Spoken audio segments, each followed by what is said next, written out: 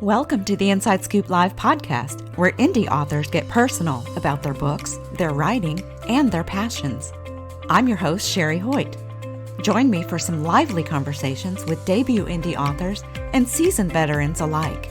It's a great place to find your next amazing read or even get inspired. So sit back and enjoy the show and let me know what you think. Hi, everyone. Joining me today on the show is author Shelah Johnson and screenwriter and producer J.R. Santana to talk about Perpetual Gloom, the first book in a historical fiction trilogy. Before we get started, here's the inside scoop on my guests. Shelah Johnson is the recipient of 9 awards from the Society for Technical Communication and is also a published photographer and has produced and directed more than 40 lifestyle broadcast segments focused on eco and small space living. She directed, produced, and is the co-creator of the documentary series Where Small Business Grows on Amazon Prime. Shelah lives a life of voluntary simplicity where she makes a mid-century modern Airstream her home on an island in the Pacific Northwest. She enjoys kayaking and traveling across the country and around the world. J.R. Santana is an award-winning screenwriter and producer. With over 3 decades of experience working in Hollywood and Europe, J.R. has been involved in productions ranging from $1 million to $25 million, all with an A-list cast. As a screenwriter, he won the Kodak Award for Outstanding Cinematic Achievement, the Turner Classic Movies Prize, Best Film at the Interfilm Berlin Film Festival, as well as being nominated for 2 consecutive BAFTA awards. He also holds a master's degree from Cambridge University. When not working, J.R. spends his free time riding his vintage British motorcycle, competing in international long-range match rifle competitions, and penning his debut novel. For more information about Shelah Johnson, J.R. Santana, and their work, visit theboloneytrail.com. Hi, Shelah, J.R. Welcome to Inside Scoop Live. Hi, Sherry. How are you? Yeah, thank you for having us. Absolutely. I have been looking forward to talking with y'all ever since I read the book. So, Shelah, why don't you kick things off? Tell us a little bit about Perpetual Gloom and the Boloney Trail Trilogy.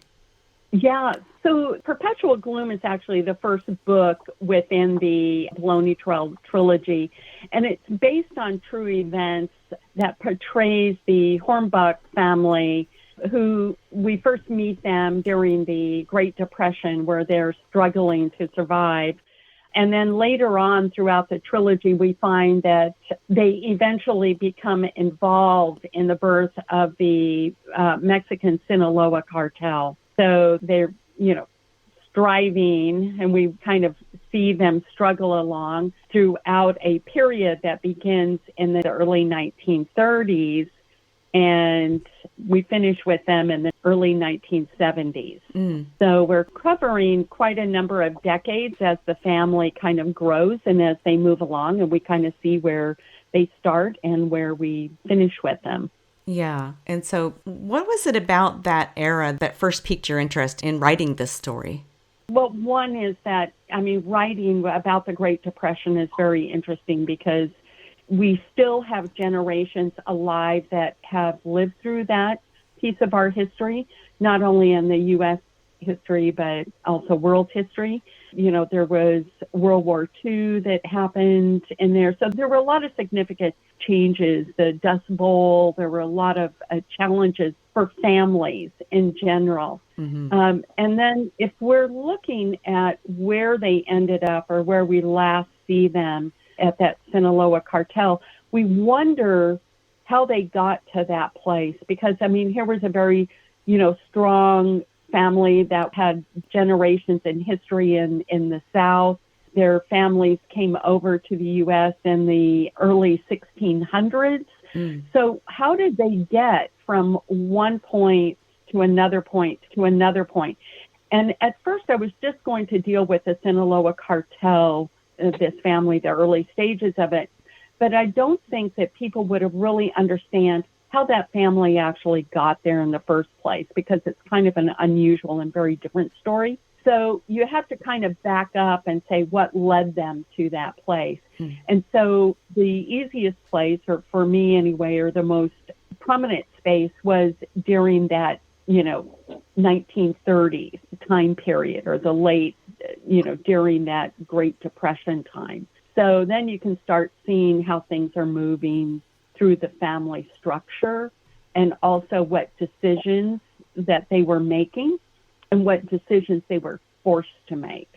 So then that kind of gives us a good path to understand what happens in their future. Yeah. It was very interesting to me to learn about that segment of American history.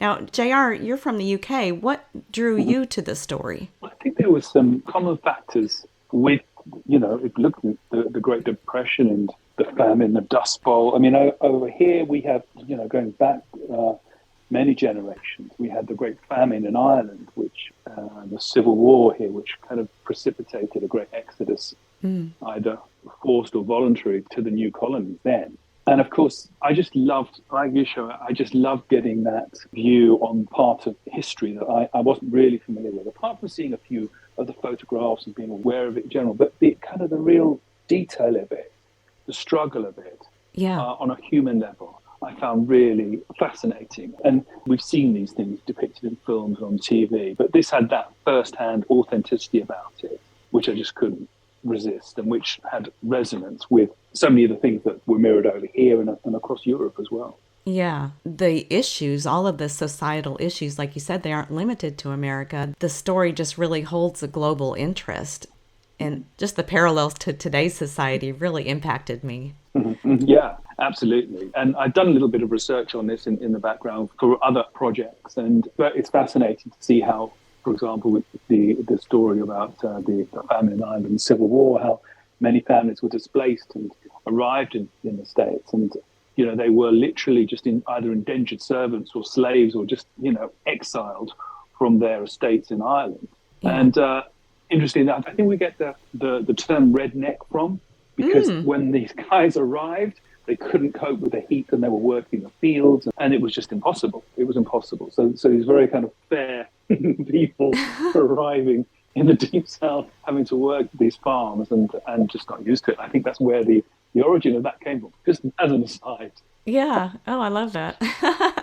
There's so many interesting little tidbits to this story. Yeah. And I think that there's a lot of influence in this country from places like Europe and Ireland and England and Scotland and things like this. I mean, they were the early arrivers, into this country. And a lot of our music actually comes from, tunes and things that we may hear in this country have maybe changed the words, the lyrics of them, but many of the tunes are those same ones that came over. So when you look at it, we're looking at American history, but it's a much broader history because the founding people are from other countries who came over. So really, in fact, it's part of their history too, because of their families that actually had left those countries and had, started new lives here in America. Yeah.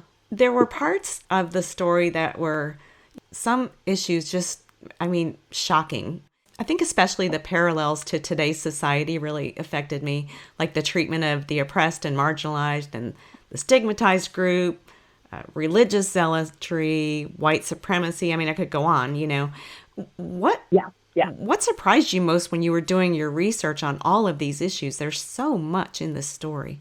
Well, yeah. What surprises me the most is that when we're looking at that time period of like the 30s, and what really surprises me is that we're still doing it today. It's like we have failed to learn the lesson. Yeah. And that is surprising, because even if we look at women's rights and women's rights over their own bodies, I mean, we had that then, where still on the books that it was, I believe that there were some states right up into the 80s still had that it was okay to beat your wife. Legally it was okay. And it was like, no. So, here we're still fighting for those rights that we have over ourselves.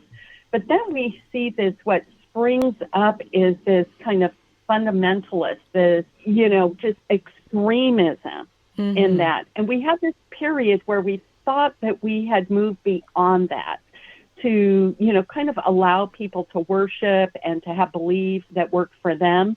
And now we're right back to where we were earlier in those 30s. And we went through a low period where we were kind of open and accepted in the early 20s, but now we're right back into those 30s where we're putting the hammer down on people who do not believe as we do. And that's distressing that we still haven't learned that lesson, that we haven't moved beyond. Our growth seems to have stunted, or that we keep going in this perpetual circle all the time. Mm-hmm. And we just can't seem to get out of it. And the same with climate. I mean, the Dust Bowl was a climate issue. People were misusing the land and it failed them. And now we have, just in these last weeks that we've had tornadoes that are devastating. Mm-hmm. And no one's raising the flag in these particular locations saying, oh, guess what? This is a result of our misuse of our environment. And yet we're still not learning that lesson. And that's the same thing that the people did in the Dust Bowl, which caused a complete famine in many parts of the country. Yeah. So we're just not learning. And that is surprising, is that we, as smart as we think we are, as a collective group who are able to come up with, technology, multiple technologies. We all have smartphones. We all have computers. We're all supposedly well-informed with information, but we keep making the same mistakes that people did who didn't even have a radio and people who couldn't even read. I know. So it's crazy. Really? It is crazy. And that, I think, will always surprise me, because with all these tools in front of us, why are we not grasping it? Why are we still headed in the same direction? Why are we still making the same mistakes? There's no excuse for it. Then I can almost see an excuse, because, education was pretty sparse when you moved out west, or you were working in fields in Ireland or whatnot, and you didn't go to school, so maybe you didn't learn to read. But now everyone reads, and everyone has access to information and data. But what are we doing? We are saying to libraries and schools that we're going to ban some of these education pieces. Right. And that is very troubling, when we put a stop to learning, basically. Yeah, it's very disheartening. And I think I don't know what I wrote in my review, something about the things that are talked about in perpetual gloom should keep everyone up at night, or something like that. Yes. I mean, you did say that. I read that. I thought that was great, by the way. It was like, yeah, it really should. Yeah. Did you have the progression from the novel to the big screen in mind when you started the project?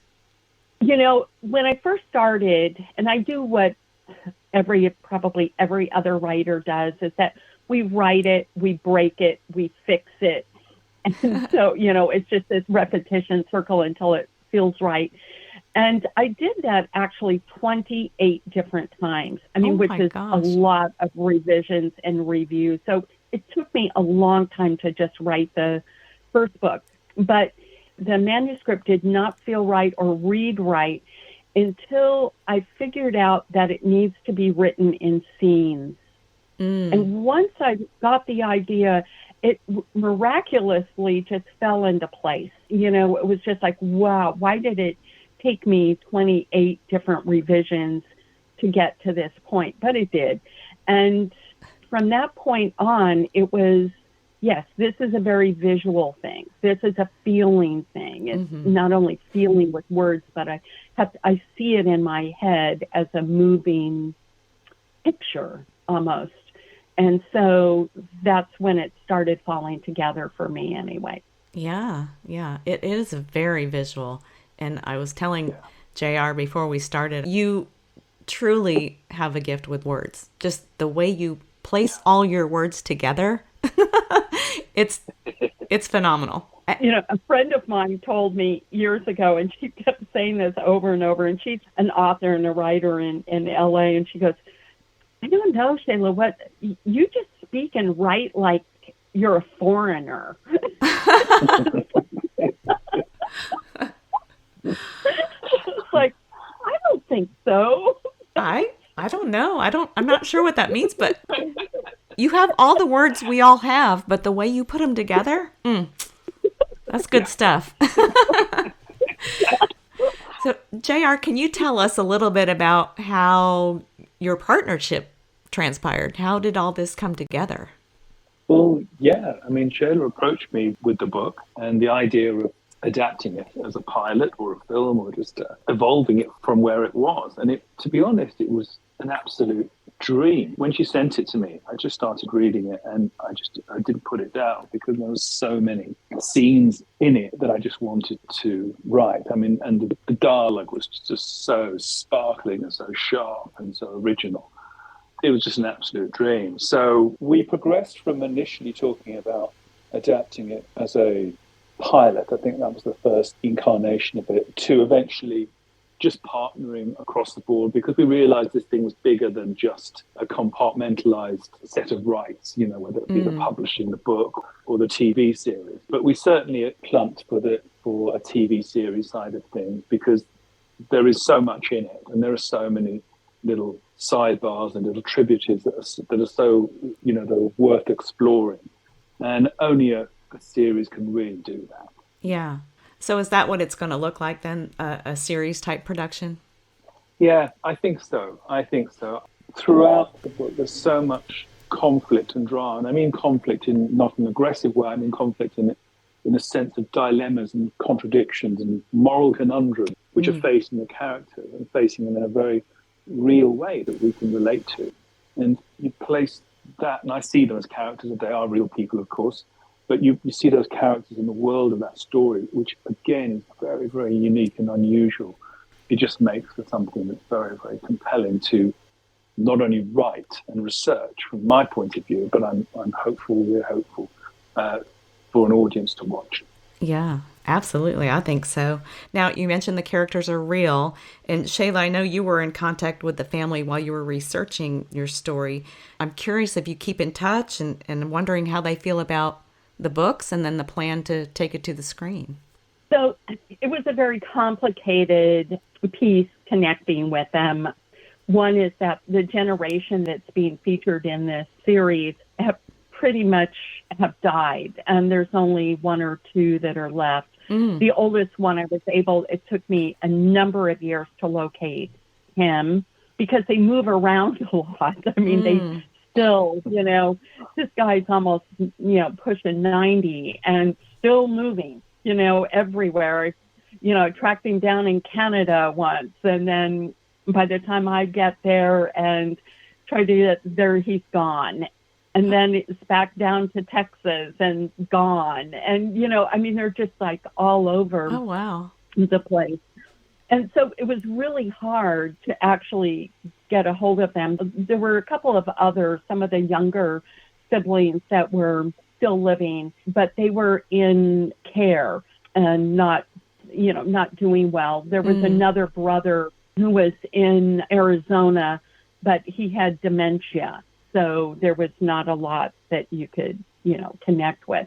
But the one person that I was able to connect with was a very vital part of the whole story, the early days of reconfirming and actually enlightening and bringing some new insight into the beginning in that first book in the early years in the 30s and 40s and 50s and somewhat into the 60s, who was a participant in many of the activities. So he was a great resource.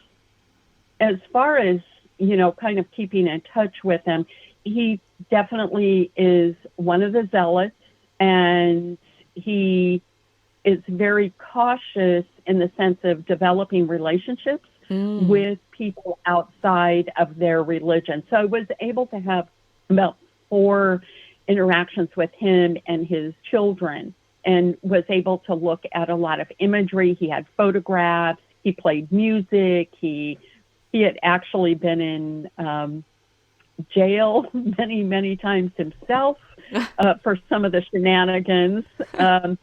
and I got to see a jewelry box that he made out of popsicle sticks while he was on the county farm. Oh, wow. And, a number of other things. But keeping a relationship was out of the question. I mean, he asked if I would join, the religious movement that he was in, and I, answered honestly that I would not, and that just kind of ended. That opportunity just kind of dried up very quickly. Yeah. At that point. But there were some children of the other siblings that I spoke with that are not part of that, what I want to call a, zealot cult, if you will. And we have, exchanged emails and, connected on LinkedIn and things like that. And, they definitely have moved on with their lives, and they actually do not want to look back. I mean, they have made a life for themselves in a kind of modern society. They believe in going to, furthering their education and going to college, which is not allowed in their religious order. So they have moved on, and I think I can totally understand where they, don't want to look back at all. Well, that's really interesting. Yeah, just that's a whole story in and of itself. So what's it been like working together to bring your story to life? Well, from my perspective, it's been extremely productive. I think we started out with just constructing a framework for how we were going to collaborate. And I think Shelah came up with it. And it's very, very simple. It's best idea wins. And really that kind of carries through everything we're doing in the project, whether that be talking about a deal somewhere down the road with a streaming service or just talking about a line in the pilot script, And I think for me, Shelah was very generous in giving me that carte blanche to take the book and structure it for the pilot as I saw fit, which meant actually losing a lot of material for the pilot, but things that will hopefully find their way back into the episodes and into the first season at least. For me, the biggest headache completely was having to leave things out, because there are so many rich scenes and said little tributaries to explore. I struggled with what am I going, not what I'm going to put in, what am I going to leave out. I just didn't want to leave anything out. But of course, for the pilot, we have to kind of capture the mood at the beginning. But hopefully, we can revisit those little things later on. Yeah, I can totally see that, because I think I said this earlier. There's a lot packed into this book, and it's not that long. It's just full, chock full of. There's like no sentence wasted. Exactly. Well, I'm sure that was a tough job. I wouldn't want to leave anything out either. Yeah, well, it's usually the other way around. Usually, I'm struggling to find and researching and trying to fill the scenes. But it was a case of I'm going to have to cut this. I really don't want to cut this. Yeah. But it's like, okay, well, that serves what we're doing right now for the pilot, so it'll have to just sit on the back burner for a moment. Yeah. So does the pilot, is it kind of an overview of what the series is going to be about, or and then you backtrack? How does that work? Yeah, I think the objective of it was to try and capture the mood of the book and the direction of the characters, basically. We start with one of the principal characters as a young boy, Monroe. And obviously, Monroe grows because a young man and a grown man, as the season progresses, he becomes the central character, which then changes as well as we move into book 2. So it was just trying to capture a journey, establish the main characters and the through line of the action, and that kind of emotional resonance that you could really get the flavor of what to expect in the book. Mm-hmm. And I wonder about, all of the story elements and how they align with so many of the issues that we talked about earlier in today's society. Will that affect the marketability? I think it's, to some extent, it helps. I think audiences like to align themselves. We've seen it on other productions in the past. They like to align themselves with the issues of the day, but told through the lens of the past, or told in metaphor. And I think those issues are very, very common to us all. And as I said, unusual characters in an extraordinary setting always makes, I think, for good viewing. Yeah. So what stage of the process are you at now? Well, we're now out to various potential production partners to assist us with the packaging of the series. And that can be across the board, from casting ideas to financing or filming locations. So we're at the very early stage at the moment. I think we're just taking our time with it and just cherry picking the people that we think could really add value to the project in those different areas. Yeah. Have you thought about casting at all, or do you have a dream cast, so to speak? Well, Shelah and I, we discussed this. A couple of names came up, which are great. I recently saw Sam Rockwell. I thought he's just amazing. He's just fantastic. And we were like, oh, yeah, it could be great. But just prior to that, we both latched on to Billy Bob Thornton, who just by coincidence, I'll let Shelah jump in here because there's a whole backstory to his life as well. Well, it's so funny that question, because I have never worked with anyone that just felt like we were just so in sync. Everything that we kind of come up with, and we've been working together for almost a year now, if not over a year, I can't remember, but we've been working, and we will just, like, one thing will come into our mind and the other one finishes it. It's like someone starts it, the other finishes the other. And so you get these ideas and you're going, yes, I was thinking that too. And it's so interesting, and it's fun to work that way, not just because we think alike, but we also come to it from a different point of view. Mm.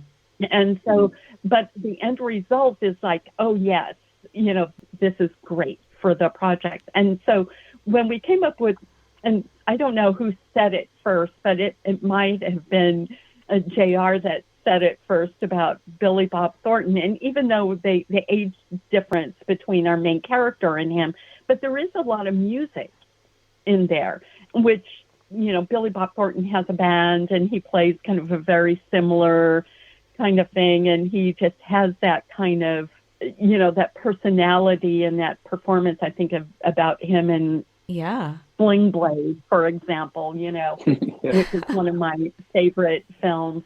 And so, just that kind of personality there. And then we both thought, oh, yeah, wouldn't he be great to get him into some place within the project? And then it turns out that he was actually born in Arkansas. Oh, really? And he was born in Hot Springs, which is, if you're reading the book, there's a huge scene, and that's kind of at the beginning of a lot of things that happen. That's where, one of the characters is put on trial for being a communist, and, and there's all kinds of things that are happening right there in Arkansas, but there is, definitely a scene in Hot Springs. And in fact, Billy Bob Thornton won a baby contest in Hot Springs. Yeah, I had no idea, that there was that connection, let alone after we were thinking about him, I went back and did some research and heard him on an interview saying that he was in won a baby contest. So we would just, I just think that there's, kind of that simpatico right there, with him. So we'll see. I mean, JR is working on that angle as we speak. So, but it would just be lovely to have him, only because of his personality, I think, which just kind of represents the tone of the project. So absolutely, we'll see. Yeah, and it is very much like that now with I guess the emphasis on having huge stars in a film with a big theatrical release. With the advent of Netflix and Disney, HBO, Amazon, that's changed to some extent. So it's become more about the quality of the work. So that's given us great freedom to really think about who are the people that are going to enhance this project, whether they're names or not names. Mm-hmm. How are they going to really enhance the project? And like I said just a little bit earlier, contribute that emotional resonance that's in the pages to something that we're going to ultimately see on the screen. Yeah, yeah. It's so exciting. I'm so excited. I'm not even Yeah. involved. It's like, It takes a village, right? And Yeah. I think that's one of the things that makes this project so, it's relaxed. I want to say it's definitely a relaxed project because the sense is we're playing the long game. It's like what's best for the project. And it's kind of part of how we are positioning how our partnership works and how the project works. It's like best idea wins. And sometimes it takes a while to get to that best idea. And it definitely takes a while to get the right people together on this. And so we want to take our time and we want to do it right. And I think that is going to eventually work to our advantage. absolutely. Yeah, yeah. There's no rush, really. Yeah. No, this story's already been done, I mean, Yeah. it's already happened. And so the fact that we have a complete line on it as being very connected to the real characters based on it, it's based on a true story and we're connected to those characters. So it's not, something that we feel very competitive, that there's a competitive edge, which means that we can focus on the creative side of it and making it a really outstanding project. Right. That's it. And I think just taking our time getting it into the hands of the right person. Yeah. Because I think if we do that, if we achieve that, I think like as we're all sitting here now, if you read it, you're going to be sold. Yeah. Actually, we've had some cold readings to it now to some colleagues of JR's colleagues who have come back and first looked at a very small, like our sizzle on it, but then come back and immediately, and they're in the process of like, okay, now I want to read the book. So that's actually a really good sign, I think, that, our sizzle just worked it. We took our time with it. I mean, JR did a fabulous job on that. And to kind of outline what that is. And that's enough to say, okay, so, let me get that book going. So, people that we are being cautious about presenting this project opportunity, the response has been good. Yeah. So they're in that process right now. So we'll see where that goes. But I have no doubt that the right person, the project will fall in exactly where it needs to be. Absolutely. Yeah. Of course, do you still have a couple of books to write, or have you started the second? Yes, indeed.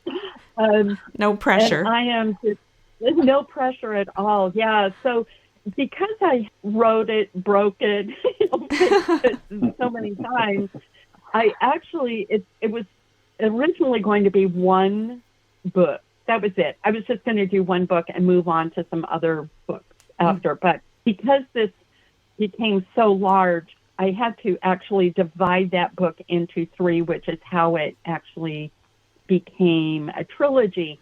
So book 2 and 3 are already have well started, but now I am finishing book 2, I think, by early next year in Q1. Okay, wow. So we're moving along. It's a lot of words. Shelah keeps on teasing me with these little vignettes, these little stories that are. Is that going to be in the book? Yes, that's in the book. I've just written that since. Oh, please.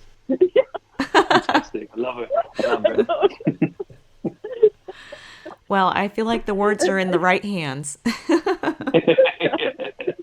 Well, and I told him this last week. I said, I'm at like, 45,000 words or so now. And he was like, and I said, I could clean some of that up. I said, run spell check and stuff like that, and feed you a couple chapters if you like. And he was like, well, yes. Like, hell yes. Oh, yeah. What do you think? Yeah, no holding out on me here. Yeah. No. I know. And he's so patient. He goes, oh, where is that? Where, how much do you have done? Yeah. And he doesn't push me. And then I'm like, well, maybe he really doesn't want to read it right now, So I'm savoring it. That's why. Yeah. I get that savoring bit, JR, because I not only read the book, but I listened to the audiobook as well. And I had like a different experience with each format. Like I really loved the audiobook because I thought the voice actors were just spot on. They did a remarkable job. And then I loved the written book, the printed book, because I loved getting all the historical detail that Shelah has in the footnotes. So it was just that combined experience. I'm recommending the combined experience until the film comes out. Well, and this is the thing. Audiobooks, they're becoming a platform in their own right. Mm-hmm. And the way the market's evolving, the research, when we were looking into it, there's very much people are kind of consuming it over the printed word. And actually, some authors are releasing audiobooks before they release the print versions of their books, which is amazing. Mm-hmm. And I think the advances in spatial and immersive audio is also really taking hold. A colleague of mine that I work with, he's one of the kind of the world-leading exponents on this side of things. And many of the streaming services, many of the big audiobook companies are going back to him to rework some of their big titles with that spatial and immersive audio and the sense of actually, placing us in the middle of the action. Yeah. So I think it's something that's going to expand very much, and we may well revisit Perpetual Gloom with that kind of spatial and immersive angle as well sometime down the line. But it's a very exciting thing to be able to experience the same thing in two different ways. Or you get the series going three different ways. Yeah. I read books for a living, but I love audiobooks, and I'm finding myself gravitating to, I go and check Amazon or wherever to see if it's on audiobook first, because if it's on audiobook, I'm going to get it first. Yeah. And then like I did with, Perpetual Gloom, I may do both. I may read and listen, but I like having all those options as a reader. Yeah, absolutely. Yeah. Absolutely. Yeah. Absolutely. And as JR was saying, that's just going to explode because now there's these people whose vocation is actually reading, they're audio actors, or what would you call them, JR? They're voiceover artists. Right. Yeah. Yeah. So the one that we had on ours, Anthony, he grew up in Louisiana and now lives in Mississippi. But he has an amazing collection of accents and characters, like over 40 of them. Oh, wow. That he works with. And so we're going to see, I think, a lot of that is like kind of what Ruff was saying, that this is a new art form within itself. And I think we'll just see that grow. Yeah. Yeah. He did an It's amazing true. job. He did. I learned so much from that because I would send some notes back to him about, no, such and such a phrase, can we pronounce it like this or pronounce it like that? And it's like, no, that's how we pronounce it here. It kind of drove home my ignorance and those little nuances of the local pronunciation of certain words. And I was like, okay, I just need to step back because it's balancing between something that's authentic and something that is, received pronunciation in the sense of a general English-speaking audience. But I think having that authenticity from somebody who knows how phrases sound is critical, absolutely critical to it. And Anthony was great in just steering me into that, Yeah. I think you just mentioned authentic, and I think that's the overall tone of the project that I'm seeing so far, just the authenticity. And I think that's going to carry you all a long way. Yeah. I'm sure it will. Well, is there anything else y'all would like to add today? No, I don't think so. Apart from the message to Shelah to make sure you look both ways when you cross the road, because books 2 and 3 I'm absolutely waiting for now. Well, I am held up on the island. Good. Going out. We'll slip her trays of food under the door so she can keep writing. Absolutely. This is it. Yeah.